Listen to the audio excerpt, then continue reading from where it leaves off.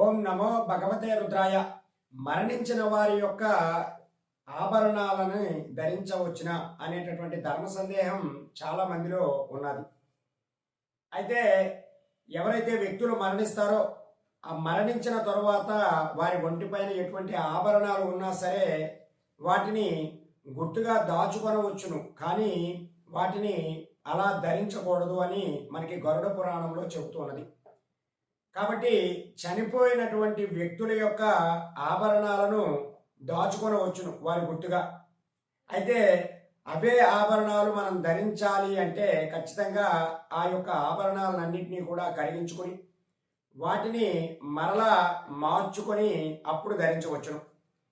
అయితే కొంతమంది బ్రతికి ఉండగానే ఇచ్చినటువంటి ఆభరణాలు అనేటటువంటివి ఖచ్చితంగా ధరించవచ్చు, వాటితో ఎటువంటి ఇబ్బంది ఉండదు.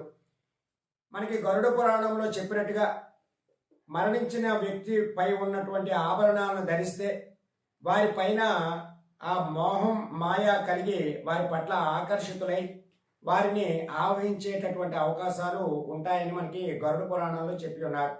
కాబట్టి మరణించినటువంటి వ్యక్తుల యొక్క ఆభరణాలను ధరించకుండా వాటిని గుర్తుగా దాచుకొనవచ్చును, లేదా కరిగించి మరలా వాటిని మార్చుకొని వేరే మోడల్లో తయారు చేసుకుని వాటిని అప్పుడు ధరించవచ్చును.